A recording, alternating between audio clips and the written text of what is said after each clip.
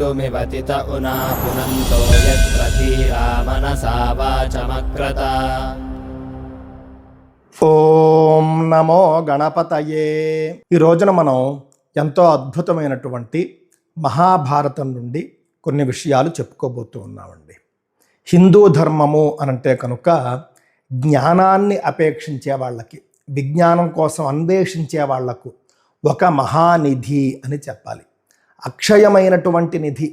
మీరు తవ్వుతున్న కొద్దీ వస్తూనే ఉంటుంది, అంతేకాని తవ్విన తర్వాత అయిపోవడం అనేటటువంటిది ఉండదు. కేజీఎఫ్ అనేది చూసారా, బంగారు గనులు. అక్కడ చాలా మటుకు తవ్విన తర్వాత చాలా అపురూపంగా అయిపోతాయి. ఎక్కడో కానీ అసలు బంగారం దొరకని పరిస్థితి వచ్చేస్తుంది. అలాంటి బంగారు గనుల్లో కూడా బంగారం అంతరించిపోతుంది. కానీ హిందూ ధర్మంలో జ్ఞానం అనేది తవ్విన కొద్దీ పెరుగుతుంది తప్ప తగ్గదు. ఎందుకనంటే అంతటి విజ్ఞాన భాండాగారం హిందూ ధర్మం. 4 వేదాల తరువాత మనం చూసుకుంటే కనుక రామాయణ మహాభారతాలు, 18 పురాణాలు, 18 ఉప పురాణాలు, ఇవి కాకుండా మళ్ళీ కవులు మహర్షులు రాసినటువంటి ఇతర గ్రంథాలు, యుగ పురుషులు రచించినటువంటి అనేక గ్రంథాలు, ఇలా చెప్పుకుంటూ పోతే కోట్లాది మంత్రాలతోనూ శ్లోకాలతోనూ కలిసి ఉండేటటువంటి ఒక మహత్తరమైనటువంటి జ్ఞాననిధి అని చెప్పాలి. తెలియని వాళ్ళు విమర్శిస్తూ ఉంటారు, బయట నుండి విమర్శిస్తూ ఉంటారు, తెలుసుకోరు. ఇందులో మీరు అత్యధికమైనటువంటి అంశాలు చూడండి, సాధారణ మానవుణ్ణి ఉద్దేశించి చెప్పేవి. మతానికి సంబంధించి, దేవుడికి సంబంధించి ఉండేటటువంటివి సగం ఉండొచ్చుగాక, కానీ మిగిలిన సగం ప్రపంచంలో ప్రతి మనిషికి అన్వయించేటటువంటి అంశాలు ఉంటాయన్నమాటండి. అందువల్ల మన గ్రంథాల నుండి మనం జీవితాంతము చెప్పుకున్నా కూడా ఇంకా ఉంటాయి, ఇంకా చెప్పడానికి ఏదో ఒకటి ఉండిపోతుంది. అందువల్ల ఇంతటి గొప్ప ధర్మంలో మనం పుట్టినందుకే సంతోషించాలి, పుట్టినందుకే గర్వపడాలి, పిల్లలకు తప్పకుండా చెప్పాలి. నేడు మనం మహాభారతం నుండి చెప్పుకుంటూ ఉన్నది ఒక ప్రత్యేకమైనటువంటి ఘట్టం అండి. ఈ ప్రత్యేకమైనటువంటి ఘట్టం ఏమిటి అనంటే, ఆ యొక్క కౌరవ సభలో ద్రౌపదీ పరాభవం అందరికీ తెలుసు. ద్రౌపదీ పరాభవం తరువాత ఏం జరిగింది, ఆ సమయంలో ఏం జరిగింది, వాళ్ళు వనవాసానికి వెళ్లే ముందు ఏం జరిగాయి, ఇవన్నీ కూడా మనం ఇప్పుడు చెప్పుకోబోతూ ఉన్నాం. ఎందుకు చెప్పుకుంటూ ఉన్నాము అనంటే, సందర్భం ఏమిటి అనంటే, సత్పురుషుల్ని ఎప్పుడూ కూడా అనవసరంగా నిందించకూడదు. వాళ్ళు తప్పు చేయకుండా సత్పురుషుల్ని నిందించనే కూడదు. సత్పురుషులు తప్పు చేశారనుకోండి, నిందించవచ్చు. ఆ విధంగా మంచి వాళ్లను, సత్పురుషుల్ని, అనుష్ఠాన పరుల్ని, వేదం చదువుకున్న వాళ్ళని, 4 మంచి మాటలు చెప్పేవాళ్ళని, ఆచరించి చెప్పేవాళ్ళని, వీళ్ళెవరినీ కూడా అకారణంగా నిందించకూడదు, వాళ్ళని దుఃఖ పెట్టకూడదు, వాళ్ళని బాధ పెట్టకూడదు. ఇవి చేస్తే ఏం జరుగుతుంది అనేది ఇక్కడ మనకు కనిపిస్తూ ఉన్నదండి. మీ జోలికి వచ్చారా, మిమ్మల్ని ఏమైనా దూషించారా, లేకపోతే మిమ్మల్ని బాగా దుఃఖపెట్టే పనులు ఏమైనా చేశారా, అప్పుడు వేరు. కానీ అకారణంగా కనుక సత్పురుషుల్ని ఎవరైనా నిందిస్తే, ఆ సత్పురుషుడు దానికి స్పందించకుండా నిశ్శబ్దంగా అతని పని అతను చేసుకుని వెళ్ళిపోతే ఎంత ప్రమాదము అనేటటువంటిది మనకిక్కడ కనిపిస్తుంది. నేటి కథలో సత్పురుషుడు ధర్మరాజు, ధర్మరాజుతో పాటు పాండవులు, ద్రౌపదీదేవి, వీళ్ళందరూ కూడా సామాన్యులు కాదు, అసామాన్యులైనటువంటి మనుషులు. వీళ్ళు మనుషులుగా పుట్టినటువంటి దేవతలు, అసామాన్య గుణాలు కలిగినటువంటి మనుషులు. వీళ్ళు ఇక్కడ మనకేం చెబుతూ ఉన్నారు అనంటే కనుక, జూదం అనేటటువంటిది జరిగింది అక్కడ. రాజధర్మాల్లో ఎవరైనా ద్యూతానికి పిలిస్తే వెళ్ళాలి అని ఒక నియమం ఉందిట. అందువల్ల దుర్యోధనుడు, శకుని వీళ్ళందరూ కలిసి జూదానికి పిలవగానే కాదనలేక వెళ్ళాడు ధర్మరాజు. వెళ్ళి జూదం ఆడారు. ఆడి జూదంలో తనతో సహా అందరినీ కోల్పోయాడు. ఆ తర్వాత ద్రౌపదిని కూడా పణంగా పెట్టాడు. ద్రౌపదిని కూడా పణంగా పెట్టి ఓడిపోయాడు. ఓడిపోయినప్పుడు దుర్యోధనుడు ప్రాతికామి అని ఒక ఆయన ఉంటాడు, ప్రాతికామిని లోపలికి పంపించాడు. లోపలికి పంపించి, ద్రౌపది ఇప్పుడు మాతో జయించబడింది, మేము జయించుకున్నాం, గెలుచుకున్నాం, కావున మాకిప్పుడు ద్రౌపది దాసి, కావున దాసీని ఎలా తీసుకురావాలో సభలోకి అలాగే తీసుకురా అని ప్రాతికామికి దుర్యోధనుడు చెప్పాడు. ప్రాతికామి లోపలికి వెళ్ళాడు, జరిగింది చెప్పాడు. ద్రౌపది ఆశ్చర్యపోయింది, ధర్మసూక్ష్మాలు అడిగింది. ధర్మసూక్ష్మం, ద్రౌపది అడిగినటువంటి ధర్మసూక్ష్మం ఏమిటి అని అంటే, ధర్మరాజు తమ్ముళ్ళనందరినీ కూడా జూదంలో పణంగా పెట్టాడు, ఓడిపోయాడు. ఆ తరువాత తనను తాను పణంగా పెట్టుకున్నాడు, ఓడిపోయాడు. ఆ తరువాత ద్రౌపదీదేవి స్వతంత్ర అయిపోయింది కదా. ధర్మబద్ధంగా మనం చూస్తే కనుక తమ్ముళ్లను ఒడ్డాడు, ఓడిపోయాడు, తనను తాను ఒడ్డాడు, ఓడిపోయాడు. కావున ద్రౌపదీదేవి మీద ధర్మరాజుకు ఆ విధంగా పణంగా పెట్టేటటువంటి అధికారం లేదు. ద్రౌపదిని పెట్టిన తరువాత తనను తాను పణంగా పెట్టుకోవడం అనేది వర్తిస్తుంది తప్ప తనను తాను పణంగా పెట్టిన తరువాత ద్రౌపదిని పెట్టడం ఏమిటి అనేది ద్రౌపది అడిగినటువంటి ప్రశ్న. తనను తాను ఓడిపోయాడు కదా, ఓడిపోయి తనే దాసుడుగా ఉన్నాడు, దాసుడుగా ఉన్నవాడికి నా మీద అధికారం ఏమిటి అన్నట్లుగా మాట్లాడి తనను తాను ముందు ఓడిపోయి నన్ను పణంగా పెట్టాడా, నన్నే ముందు ఓడిపోయి తనను తాను పణంగా పెట్టుకున్నాడా అని చెప్పేసి అడిగితే ఎవరు కూడా మాట్లాడలేదు. సరే సభలోకి మిమ్మల్ని రమ్మంటున్నారమ్మా అంటే నేను రజస్వలలో ఉన్నాను, నెలసరి వచ్చింది, నేను బయటికి ఎలా వస్తాను అని చెప్పేసి అంది.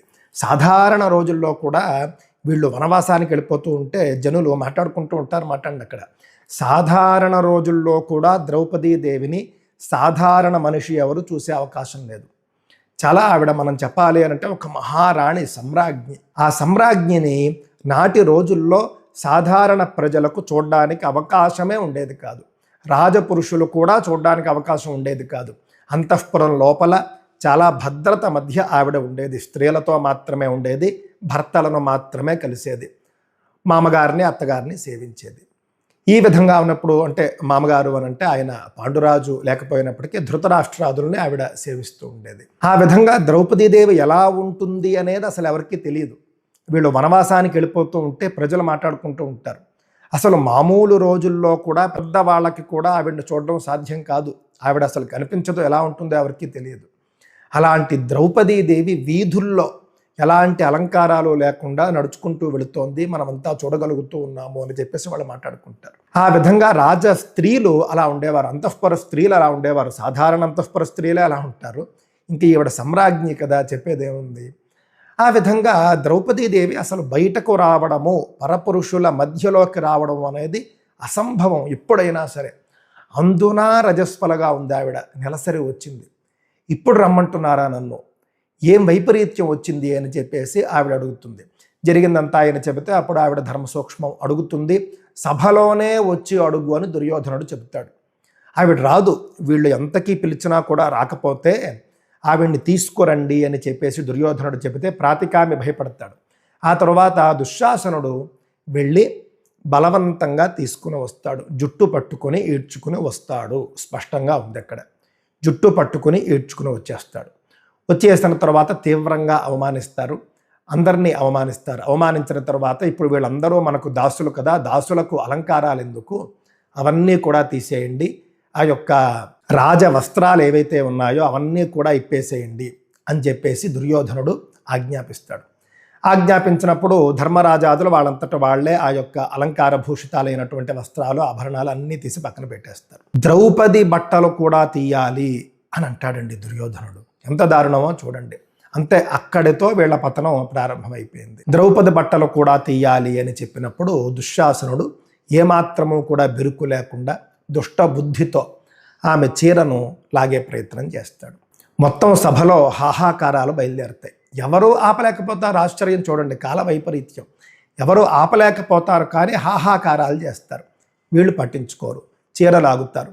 ఆవిడ ఇక్కడ ఉన్న వాళ్ళెవ్వరూ నన్ను కాపాడలేరు అని చెప్పేసి తెలుసుకున్న తరువాత ఆవిడ మహావిష్ణువుని ప్రార్థిస్తుంది, కృష్ణ పరమాత్మను ప్రార్థిస్తుంది.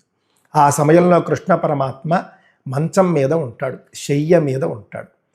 వెంటనే శయ్యను విడిచిపెట్టి అక్కడికి ప్రత్యక్షమైపోతాడు. అంటే అక్కడికి వస్తాడు కానీ ఎవరికీ కనిపించడు. అక్కడికి వచ్చి ఆకాశంలో ఉంటాడు, అదృశ్య రూపంలో ఉంటాడు. ఉండి రంగురంగుల చీరలు ఇస్తూనే ఉంటాడు. వాళ్ళు ఆగుతూనే ఉంటాడు, వస్తూనే ఉంటాయి. చాలా ఆశ్చర్యపోతారు సభికులు, ఎందుకంటే చాలాసేపు లాగుతాడు. క్షత్రియులు చాలా బలంగా ఉంటారు. వాళ్ళు అన్ని రకాల ఆహారాలు తింటూ ఎప్పుడు వ్యాయామం అవన్నీ కూడా చేస్తూ అస్త్ర విద్యలు అభ్యసిస్తూ బలిష్టంగా ఉంటారు. అలాంటి దుశ్శాసనుడు చీర లాగి అలసిపోయి కూర్చుండిపోయాడు అంటే అర్థం చేసుకోండి. కృష్ణ పరమాత్మ అక్కడ ఎంతసేపు ఉన్నాడో అదృశ్య రూపంలో ఎన్ని చీరలు ఇచ్చాడో మనం ఊహించలేం. అది అలా జరుగుతూనే ఉంది. ఆ యొక్క రంగురంగుల చీరలు రావడం చూసి ద్రౌపది యొక్క మహత్వం ఇది, ఆవిడ పాతివ్రత్య శక్తి ఇది, ఆవిడ గొప్పదనం ఇది అని సభికులు జనులు అందరూ గుర్తించి అందరూ కూడా ద్రౌపదిని ప్రశంసిస్తూ దుశ్శాసనుణ్ణి నిందిస్తూ ఉంటారు. ద్రౌపదికి జయ జయధ్వానాలు చేస్తూ ఉంటారు. ద్రౌపదీదేవి శక్తి అదే. మన మహాభారతంలో భారతదేశంలో మనం చూస్తే, భారతదేశ చరిత్రలో మనం చూస్తే స్త్రీల శక్తి ఏమిటి అనేది మనకు అక్కడ అర్థమవుతుంది. ఆ విధంగా ఇంకా లాగి అలసిపోయి కూర్చుండిపోతాడండి.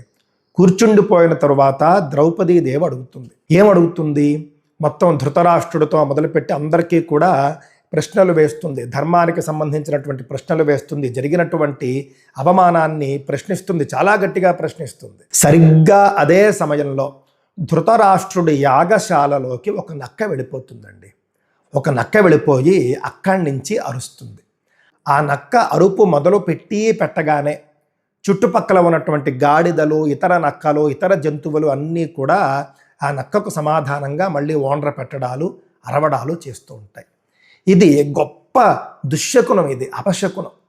వెంటనే ఈ యొక్క శబ్దాలు విని ఆ యొక్క రాజ్య సభలో ఉన్నటువంటి పండితులందరూ, పెద్దవాళ్ళందరూ కూడా స్వస్తి అంటూ ఉంటారు. స్వస్తి అంటే మంగళవాచకం. అది అంటే ఈ యొక్క అపశకునము పరిహారమగుగాక అని అక్కడ అర్థం మాట అండి. సాధారణంగా నక్కరుపులు, గాడిదరుపులు ఇవన్నీ కూడా అపశకునాలను సూచిస్తాయి.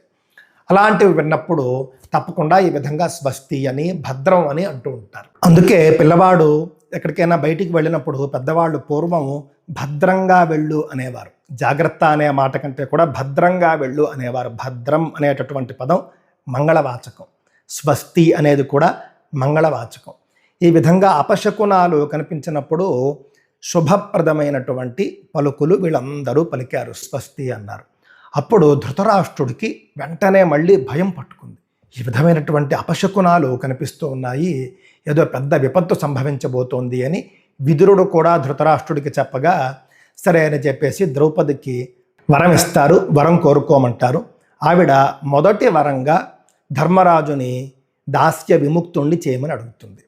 రెండో వరంగా మిగిలినటువంటి భర్తల్ని కూడా దాస్య విముక్తుల్ని చేయమని అడుగుతుంది. ఇంకొక వరం కూడా కోరుకో అంటే క్షత్రియ కాంతకు 2 వరాలు మాత్రమే కోరుకునే అధికారం ఉంది, నాకు ఇంకొక వరం వద్దు అని చెప్పేసి ద్రౌపది చెబుతుంది. అంటే అక్కడ ద్రౌపదీదేవి చూడండి, నాకు నా భర్తలు ఉంటే చాలు, నా భర్తలు సర్వసమర్థులు, వాళ్ళు ఏమైనా చేయగలరు, నాకు వాళ్ళుంటే సకల ఐశ్వర్యాలు ఉన్నట్టే, వాళ్ళుంటే కనుక నాకు సకల సంపదలు ఉన్నట్టే, నాకు వాళ్లే కావాలి అంతే తప్ప నాకు వేరే సంపదలు, మొత్తం రాజ్యం తిరిగి ఇచ్చేసేయండి అని చెప్పేసి అడగచ్చు ద్రౌపది. కానీ అడగలేదు, కేవలం భర్తల దాస్య విముక్తిని అడిగింది. వాళ్ళు చూసుకుంటారు తర్వాత అని చెప్పేసి ఆ విధంగా అందరినీ దాస్య విముక్తుల్ని చేసి మళ్ళీ మీ రాజ్యం మీకు ఇస్తున్నాము అని చెప్పేసి తనంతట తానుగా వరం ఇచ్చాడు ధృతరాష్ట్రుడు.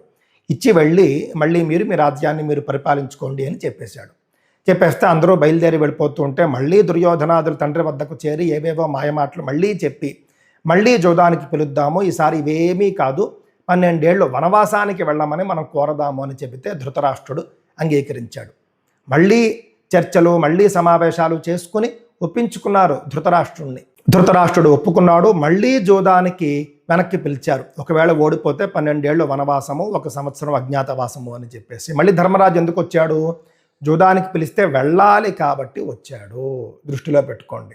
క్షత్రియులకు జోదం అనేటటువంటిది ఈ విధంగా ఎందుకు పెట్టారు అనంటే భాగ్య పరీక్ష, లక్కు పరీక్షించుకోవడం. ఎందుకు పరీక్షించుకోవాలి అనంటే కనుక వాళ్ళ పాప పుణ్యాలను బట్టి అదృష్టాలు దురదృష్టాలు సంప్రాప్తిస్తూ ఉంటాయి. దాని నుండి ధర్మం అనేది పరిరక్షించబడుతుంది అని మన మహర్షుల ఉద్దేశం. అందువల్ల ఆయన మళ్ళీ పిలవగా వచ్చాడు, ఓడిపోయాడు. 12 ఏళ్ళు వనవాసము, 1 సంవత్సరం అజ్ఞాతవాసము. వెంటనే మళ్ళీ బయలుదేరిపోయారు. బయలుదేరిపోయినప్పుడు ద్రౌపదితో సహా అందరినీ కూడా మళ్ళీ అవమానిస్తూ వచ్చారు. మాటలతోనూ చేష్టలతోనూ రకరకాలుగా ఘోరంగా అవమానిస్తూ వచ్చారు. అలా భీముణ్ణి, ధర్మరాజుని, అర్జునుణ్ణి కూడా రకరకాలుగా వెక్కిరిస్తూ ఏడిపిస్తూ ఇంకా కూడా వాళ్ళ యొక్క కోపాన్ని, పగను, ప్రతీకారాన్ని కూడా పెంచే ప్రయత్నం చేశారండి. అగ్నికి ఆద్యం పోసినట్లుగా పాండవుల యొక్క ప్రతీకారాగ్నికి వీళ్ళు 100 కేజీల ఆద్యం పోశారు అని చెప్పాలి. అలాగా వాళ్ళు ఇంకా బయలుదేరారండి. బయలుదేరేటప్పుడు, వనవాసానికి బయలుదేరేటప్పుడు ఆ యొక్క హస్తినాపురం నుండి వీళ్ళు బయటకు కదులుతూ ఉన్నప్పుడు ధర్మరాజాదులు కొన్ని సంజ్ఞలు చేశారు. అంటే కొన్ని సూచనలు చేశారు. సూచనప్రాయంగా కొన్ని విషయాలను చెప్పారు. అది చూసిన వాళ్లకు ఒక విచిత్రమైనటువంటి ప్రవర్తనలాగా కూడా అనిపించింది. అది గమనించారు కొంతమంది గూఢచారులు. గమనించి వచ్చి విదురుడికి చెప్పారు. విదురుడు ధృతరాష్ట్రుడికి ఈ విధంగా జరిగింది, పంచపాండవులు ద్రౌపదితోనూ పురోహితుడైనటువంటి ధౌమ్యుడితోనూ కూడా కలిసి వెళుతూ ఉండగా ఒక్కొక్కరు ఒక్కొక్క విధంగా ప్రవర్తించారు అని చెప్పగా, ధృతరాష్ట్రుడు వాళ్ళ యొక్క చేష్టలలో దాగి ఉన్నటువంటి రహస్యం ఏమిటి, వాళ్ళేం చెప్పదలుచుకున్నారు అని చెప్పేసి ధృతరాష్ట్రుడు అడిగాడండి. అడిగినప్పుడు విదురుడు చెబుతూ ఉన్నాడు. విదుర ఉవాచ వస్త్రేణ సంవృత్య ముఖం కుంతీపుత్రో యుధిష్ఠిరః బాహు విశాలో సంపశ్యన్ భీమో గచ్చతి పాండవః. మొట్టమొదట ధర్మరాజు ఏం చేశాట, పూర్తిగా అతని వస్త్రంతో అతని ముఖాన్ని కప్పుకొని వెళుతూ వచ్చాట. భీముడు మాత్రం తన యొక్క బాహువుల్ని చూసుకుంటూ జబ్బలు చెరచుకుంటూ ఒక విధంగా బాహువుల్ని చూసుకుంటూ వెళ్ళాట. ఆ తర్వాత సికతా వసన్ సవ్యసాచి రాజాన మనుగచ్చతి మాద్రీపుత్ర సహదేవ ముఖమాలిప్య గచ్చతి. అర్జునుడు ఇసుక చల్లుతూ ధర్మరాజుని అనుసరించాట. మాద్రేయుడైనటువంటి సహదేవుడు తన ముఖం మీద మట్టి పూసుకుని వెళ్ళాట. పాంసూప్తలిప్త సర్వాంగ నకులశ్చిత్త విహ్వల దర్శనీయతమోలోకే రాజాన మనుగచ్చతి. లోకంలో అందరినీ మించినటువంటి అందగాడైన నకులుడు ఒళ్ళంతా దుమ్ము పూసుకుంటూ వ్యాకుల చిత్తుడై ధర్మరాజుని అనుసరించాడు. మరి ద్రౌపది ఏం చేసింది, కృష్ణాతు కేశైః ప్రచ్ఛాద్య ముఖమాయత లోచన దర్శనీయా ప్రరుదతి రాజాన మనుగచ్చతి. విశాల నేత్ర అతిలోక సౌందర్యవతి అయినటువంటి ద్రౌపది ముఖాన్ని విరబూసుకుని ఉన్నటువంటి జుట్టుతో కప్పుకొని విలపిస్తూ ధర్మరాజుని అనుసరించిందిటండి. ఇవన్నీ కూడా విదురుడు చెప్పినటువంటివి. ఈ విధంగా వాళ్ళు చేస్తూ వెళ్ళారు. మరి పురోహితుడు ఏం చేశాట, ధౌమ్యో రౌద్రాణి సామాని యామ్యాని చ విషాంపతే గాయన్ గచ్చతి మార్గేషు కుశానాదాయ పాణినా. రాజా ధౌమ్యుడు దర్భలను చేతబట్టి రుద్రునకు యమునకు సంబంధించినటువంటి సామవేద భాగాలను సామగానాన్ని గానం చేస్తూ నడిచాడు. అప్పుడు అందులో ఒక్కొక్కరి సూచన ఏమిటి అని చెప్పగా, ధర్మరాజు అంతసేపు కూడా మొత్తం జోదం మొదలైనప్పటి నుంచి కూడా బయలుదేరేంత వరకు ఘోరమైనటువంటి అవమానానికి లోనయ్యాడు. తీవ్రంగా అవమానించారు. తనను అవమానించారు, తన తమ్ముళ్లను అవమానించారు, తన భార్యను అవమానించారు. అన్ని అవమానాలు కూడా అతను చూస్తూ ఎదుర్కొంటూ సహిస్తూ వచ్చాడు. కోపం, తీవ్రమైనటువంటి కోపం వచ్చింది ధర్మరాజుకి. కానీ ఆ యొక్క కోపాన్ని ధర్మరాజు పూర్తిగా అణచి వేసుకున్నాడు. దృష్టిలో పెట్టుకోండి. ఎందుకో కానీ మహాపురుషులు అలాంటి సందర్భాల్లో సహనాన్నే ప్రదర్శిస్తారు. సత్పురుషులు ఎప్పుడు సహనాన్ని ప్రదర్శించాలో అప్పుడు సహనాన్నే ప్రదర్శిస్తారు. ఎప్పుడు ఓర్పు చూపించాలో చూపిస్తారు. ఆ విధంగా ఆ రోజు సభలో మొత్తం ధర్మరాజు ఓర్పును చూపించాడు, సహనాన్ని చూపించాడు. కానీ కోపం మాత్రం లోపల రగిలిపోతూ ఉన్నది. రగిలిపోతూ ఉన్నటువంటి కోపంతో ఆయన బయటకు వచ్చాడు. కాబట్టి ధర్మరాజు అంటే సామాన్యుడు కాదు. మనం ముందు చెప్పుకున్నాం, ధర్మరాజంతటి వాడు ఎవ్వరినైనా సరే ఆ కోపంతో కూడినటువంటి ఎర్రని కళ్ళతో చూస్తే వాడు దగ్ధమైపోతారు. అంతటి శక్తిమంతుడు. కావున తన యొక్క రౌద్ర నేత్రాగ్ని ఎవరి మీదనైనా పడి వాళ్లకు అపకారం జరుగుతుందేమో, ఆ యొక్క ప్రజలు కానీ జనులు ఎవరుంటే వాళ్ళు, అందువల్ల అతను నేరుగా ఎవరిని కూడా చూడకుండా కళ్ళు కూడా మూసుకున్నాడు అని చెప్పేసి ఇక్కడ చెప్పబడిందండి. కళ్ళు మూసుకున్నాడు, బట్టతో తన ముఖాన్ని కప్పుకున్నాడు. సోదరులు భార్య ఉన్నారు కాబట్టి వాళ్ళ సహాయంతో నడుస్తూ ముందుకు వెళ్ళిపోతున్నాడు జనాన్ని దాటేంత వరకు. ఆ విధంగా ధర్మరాజు తన కోపాగ్నికి ఎవ్వరూ భస్మం కాకూడదు అనే ఉద్దేశంతో వస్త్రంతో తన యొక్క ముఖాన్ని కప్పుకొన్నాడు అని చెబుతూ, భీముడు తన బాహువులను చూపిస్తూ, నా అంతటి బలవంతుడు లోకంలో ఎవ్వరూ లేడు, ఈ బలంతోనే నేను భవిష్యత్తులో చేయవలసింది చేస్తాను, ప్రతీకారం తీర్చుకుంటాను అని సూచించుకుంటూ వెళ్ళాడు. అర్జునుడు ఏం చేశాడు, ఇసుక రేణువులు ప్రసరిస్తూ విసురుతూ ఒక వర్షంలాగా కురిపిస్తూ వెళ్ళాట. ఇసుక రేణువులు ఏ విధంగా మనం భూమి మీద ప్రసరించినప్పుడు ఒకదానికి ఒకటి తగులుకోకుండా అలా పడుతూ ఉంటాయో, ఆ విధంగా రాబోయే కురుక్షేత్ర యుద్ధంలో నేను బాణ వర్షాన్ని కురిపిస్తాను. ఇసుక వర్షం ఏ విధంగా అయితే పడుతూ ఉన్నదో ఆ విధంగా బాణ వర్షం కురిపించి వీళ్ళందరినీ కూడా నేను నాశనం చేస్తాను అని అర్జునుడు సూచించాట. ఆ తర్వాత సహదేవుడు తన ముఖం ఎవ్వరూ తెలుసుకోకూడదు అనే ఉద్దేశంతోనే అతను పూర్తిగా మట్టి పూసుకుని బయలుదేరాడు అని చెప్పేసి అన్నారన్నమాట అండి. నకులుడు మాత్రం ఈ సమయంలో అతను అతి సుందరుడు కాబట్టి ఈ వెళుతూ ఉన్నటువంటి దారిలో అతడిని ఎవరైనా చూసి మోహించకూడదు, అతడు ఎవ్వరి మనస్సు కూడా దోచుకోకూడదు అనేటటువంటి ఉద్దేశంతో నకులుడు కూడా ముఖం సరిగ్గా కనిపించకుండా ఒళ్ళంతా కూడా ఒక విధమైనటువంటి మట్టి అది రాసుకుని నకుల సహదేవులిద్దరిని ఎవరూ గుర్తుపట్టకుండా వాళ్ళిద్దరూ వెళ్ళారటండి.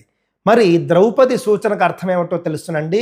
యత్కృతేహమిదం ప్రాప్త తేషాం వర్షే చతుర్దశే హతపత్యో హతసుతాః హతబంధుజనప్రియాః బహుశోణిత దిగ్ధాంగ్యః ముక్తకేశ్యః రజస్వలాః ఏవం కృతోదకా భార్యాః ప్రవేక్ష్యంతి గజాహ్వయం. ఎవరి అన్యాయం వల్ల నేను నేడు ఈ స్థితికి వచ్చానో వారి భార్యలు కూడా నేటికి 14వ సంవత్సరంలో భర్తలను, పుత్రులను, బంధువులను, ప్రియజనులను కోల్పోయి శరీరమంతా కూడా నెత్తుటి మరకలు దుమ్ము ధూళి నిండగా జుట్టు విరబూసుకొని భర్తలకు తిలోదకాలిచ్చి హస్తినాపురంలోకి ప్రవేశించాలిగాక. అంటే నేను ఇప్పుడు ఏ విధంగా హస్తినాపురం నుండి బయటకు వెళుతూ ఉన్నానో ఆవిడ రజస్వలగా కూడా వెళ్ళింది. దృష్టిలో పెట్టుకోండి. రజస్వల అంటే అందరికీ తెలుసు, వాళ్లకు రక్తస్రావం జరుగుతూ ఉంటుంది. ఆ విధంగా భర్తలు, పుత్రులు, బంధుజనులు మొదలైనటువంటి వాళ్ళు చనిపోయిన తర్వాత వాళ్ళ రక్తాన్నే, వాళ్ళ నెత్తుర్నే ఒంటికి పూసుకోవాల్సినటువంటి పరిస్థితుల్లో ఈ శత్రువులు అంటే దుర్యోధనాదుల భార్యలందరూ కూడా జుట్టు విరబూసుకుని ఏడుస్తూ విలపిస్తూ వాళ్ళందరూ మళ్ళీ నగర ప్రవేశం చేస్తారు అని చెప్పేసి ఈవిడ అదే స్థితిలో ఏడుస్తూ బయటికి వెళ్ళిందండి. ఇవన్నీ కూడా చెప్పగా ధృతరాష్ట్రుడు చాలా భయపడిపోయాడు. ఇది జరుగుతుంది. నారద మహర్షి దేవలోకం నుండి హఠాత్తుగా ఆ సభలో ప్రవేశించాడండి. ప్రవేశించి నేటికి 14వ సంవత్సరంలో మహాసంగ్రామం రాబోతోంది, కురువంశం నాశనం కాబోతోంది అని చెప్పేసి అదృశ్యమైపోయాడు ఆయన. ధృతరాష్ట్రుడు మరింత మథన పడిపోయాడు. అంటే చూడండి, సత్పురుషుల్ని కనుక క్షోభ పెడితే, మహాత్ముల్ని కనుక ఇబ్బంది పెడితే మాటలతో కానీ చేష్టలతో కానీ తప్పక నాశనం అవుతారు అని మనకు దుర్యోధనాదుల యొక్క చరిత్ర మనకు తెలియజేస్తూ ఉన్నది. అందువల్ల మాటలతో కానీ చేష్టలతో కానీ సత్పురుషుల్ని ఆడిపోసుకోకండి. మహాభారతం నుండి నేర్చుకోవాల్సినటువంటి నీతులన్నీ కూడా మనం నేర్చుకునే ప్రయత్నం చేద్దాం. నేను చేసేటటువంటి ఈ యొక్క ఉపన్యాసాలన్నీ కూడా నేనేదో గురువుని మీరేదో శిష్యులు అనే ఉద్దేశంతో చేస్తున్నవి కావండి. నాతో సహా అందరూ పాటించవలసినటువంటి అంశాలు నేను నాకు చెప్పుకుంటూ నాతో సహా మనమంతా పాటిద్దాము అని తెలియజేస్తూ ఉన్నటువంటివి మాత్రమే. సహాధ్యాయులు కలిసి కూర్చొని పారాయణ చేస్తున్నట్లు మనం ఈ యొక్క వృత్తాంతాలన్నీ చెప్పుకుంటూ ఉన్నాం. ఈ అంశంపై మీ అభిప్రాయాన్ని తప్పక తెలియజేయండి. స్వస్తి.